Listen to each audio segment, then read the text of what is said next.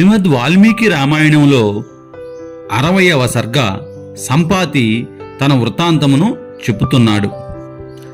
వానర నాయకులందరూ జటాయువునకు జలతర్పణములు చేసి స్నానము చేసిన ఆ సంపాతి చుట్టూ రమ్యమైన ఆ పర్వతం మీద కూర్చోబెట్టారు.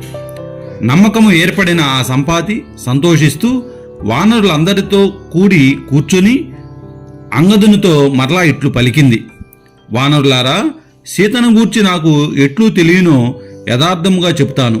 మీరు నిశ్శబ్దంగా ఉండి ఏకాగ్ర చిత్తముతో వినండి.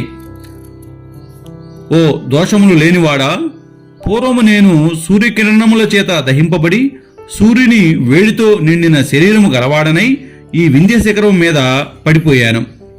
నాకు 6 రోజుల తర్వాత మెలకువ వచ్చింది.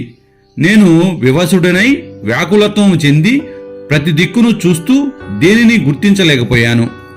సముద్రములు, పర్వతములు, నదులు, సరస్సులు, వనములు, చుట్టుపక్కన ఉన్న ప్రదేశములు చూసిన తరువాత నాకు తెలివి వచ్చింది. సంతోషిస్తున్న పక్షిగణములతో వ్యాప్తమై గుహా మధ్యములు, శిఖరములు గల ఈ పర్వతము దక్షిణ సముద్ర తీరమునందలి వింధ్య పర్వతము అని నిశ్చయించుకున్నాను. ఆ పర్వతం మీద దేవతల చేత కూడా పూజింపబడిన పుణ్యమైన ఆశ్రమం ఉన్నది. ఆ ఆశ్రమములో ఉగ్రమైన తపస్సు గల నిశాకరుడు అను ఋషి ఉన్నాడు. ధర్మములు తెలిసిన ఆ నిశాకరుడు స్వర్గస్థుడైన తరువాత నేను ఈ పర్వతంపై 8000 సంవత్సరముల నుండి నివసిస్తూ ఉన్నాను. విషమమైన ఆ వింధ్య పర్వత శిఖరము నుండి అతి కష్టముగా మెల్లగా దిగి తీక్ష్ణమైన దర్భలతో నిండి ఉన్న భూమిని మిక్కిలి శ్రమతో చేరాను. తరువాత దుఃఖముతో కూడిన నాకు ఆ ఋషిని చూడవలనను కోరిక పుట్టింది.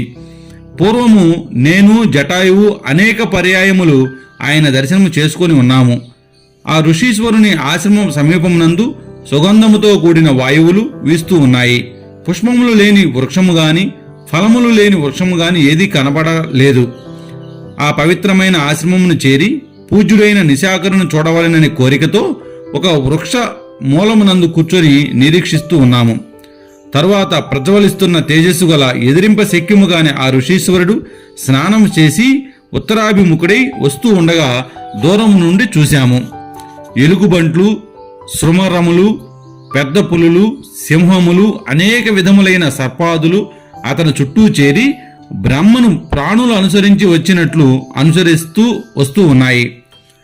రాజు లోనికి వెళ్ళిన తర్వాత అతని వెంట వచ్చిన మంత్రులు కూడిన సైన్యము మరల వెనక్కి వెళ్ళిపోయినట్లుగా ఆ ఋషీశ్వరుడు ఆశ్రమంలో ప్రవేశించడం చూసి ఆ జంతువులన్నీ వెనకకు వెళ్ళిపోయాయి. ఆ ఋషీశ్వరుడు నన్ను చూసి సంతోషించి ఆశ్రమంలోనికి వెళ్ళి ముహూర్త మాత్రములో తిరిగి వచ్చి కార్యమును గూర్చి నన్ను ప్రశ్నించాడు. ఓ సౌమ్యుడా, నీ శరీరంపై రోమములు వికారముగా ఉండుటచే నిన్ను గుర్తించటకు శక్యము కాకున్నది. నీ 2 రెక్కలు అగ్నికి కాలిపోయాయి. ప్రాణములు శరీరమునందు మాత్రమే ఉన్నాయి.